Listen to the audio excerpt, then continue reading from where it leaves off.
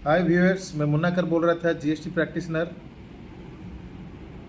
आज एक टॉपिक के साथ आया हूँ, जीएसटी कंपोजिशन स्कीम।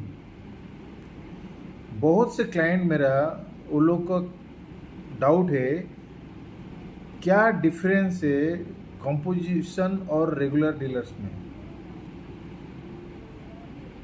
क्या बेनिफिट है अगर मैं कंपोजिशन स्कीम जाऊँ, नहीं तो क्या बेनिफिट है मैं रेगुलर स्कीम में जाऊँ।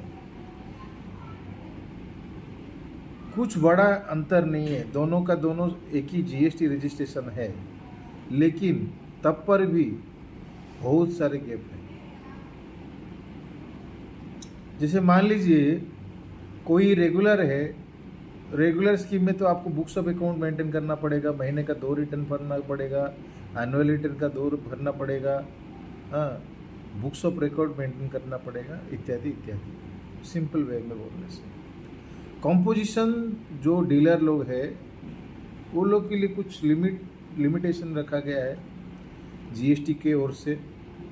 जैसे मान लीजिए कोई डीलर का टर्नओवर सालाना 1.5 करोड़ से कम है तो वो कंपोजिशन स्कीम में एलिजिबल है।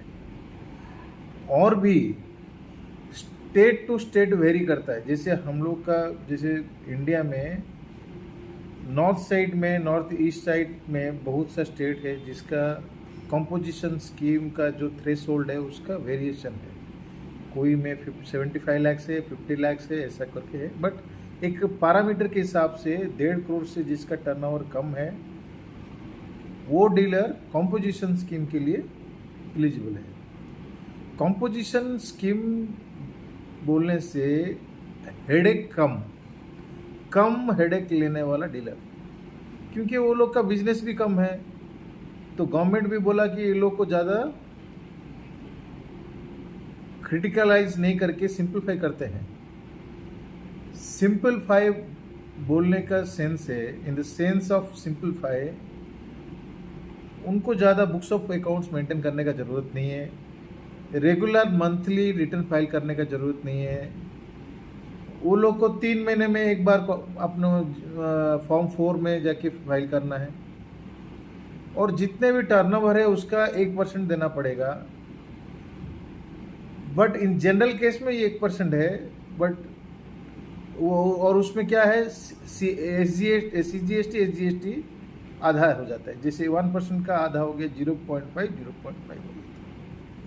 बट किसी जैसे चीज़ में, जैसे मान लीजिए रेस्टोरेंट हो गया जहाँ पे अल्कोहल को वर्जित किया गया है, जो भी रेस्टोरेंट है अल्कोहल नहीं है, उसी आपका जो रेस्टोरेंट हो गया, होटल हो गया, they are also coming in अपना कंपोजिशन स्कीम में। उसको वो लोग का क्या होता है, 5% होता है, उसमें 2.5% सीजीएसटी, 2.5% एसजीएसटी रहता है। उसके बाद क्या होता है, वो लोग को रेगुलर तो रिटर्न फाइल नहीं करना पड़ता है, और किसी को वो लोग बिल भी इशू नहीं कर सकते हैं। बिल बोलने से वो लोग किसी को जीएसटी बिल रेज नहीं कर सकते हैं, और आईटीसी क्लेम नहीं कर सकते। सपोज सामने वाला कोई इनको अगर बिल देता है तो वो जीएसटी उनका खर्चे में जाता है, उनका इनपुट में नहीं जाएगा। और इंटर स्टेट माने एक स्टेट से दूसरे स्टेट को वो सेल भी नहीं कर सकते, सप्लाई नहीं कर सकते, वो इंटर स्टेट में ही रहेंगे। इंटर स्टेट में भी वो जीएसटी बिल इशू नहीं कर सकते, कंपोजिशन करके उनका बिल के ऊपर रहेगा, और बिना टैक्स का बिल दे सकते हैं, इक्विवेलेंट टू आपका delivery challan, bill of supply, जो भी बोल सकते हैं कंपोजिशन स्कीम में। और जिसका मान लीजिए एनुअल एक रिटर्न रहता है,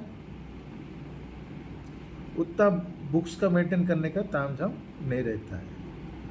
तो ये जितने भी कैटेगरी है, और इसका क्या लिमिट, 1 साल का लिमिट ऑब्जर्वेशन रहता है जी, ये भी है। जैसे मान लीजिए मैं कंपोजिशन में ले लिया और डिपार्टमेंट ऑब्जर्वेशन करता है कि इसका सालाना टर्नओवर 1.5 करोड़ से ज़्यादा हो गया, तो इमीडिएटली वो कंपोजिशन जो स्कीम है उसके लिए कैंसिल हो जाता है। ध्यान दीजिए, जितने भी कस्टमर है, जितने भी सब्सक्राइबर है, जिसका टर्नओवर 1.5 करोड़ से ऊपर हो गया, अगर डिपार्टमेंट को ऑब्जर्वेशन में आ गया, आप कंपोजिशन स्कीम में हो बट टर्नओवर आपका 1.5 करोड़ से ऊपर चला गया, तो ऑटोमेटिकली आप रेगुलर में चले जाएंगे। ये जरूर से ध्यान रखिए, ठीक है।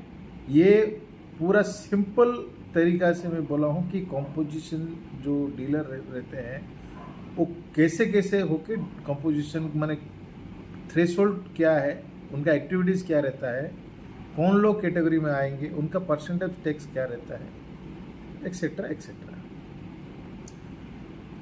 2 टाइप है रेगुलर का। आप देखिए, रेगुलर में जैसे आप रिटर्न का फाइलिंग करते हैं, बट जो भी है इनका कंपोजिशन स्कीम को जो सुविधा नहीं मिलता है, पूरा सुविधा रेगुलर वाले को मिलता है। आईटीसी हो गया, बिल इशू करने से कर सकते हैं, कहीं भी भारतवर्ष में आप आपका इनवॉइस को रेज कर सकते हैं, मतलब मटेरियल सप्लाई कर सकते हैं, समझ रहे हैं ना। तो कंपोजिशन और रेगुलर में यही अंतर है, ठीक है।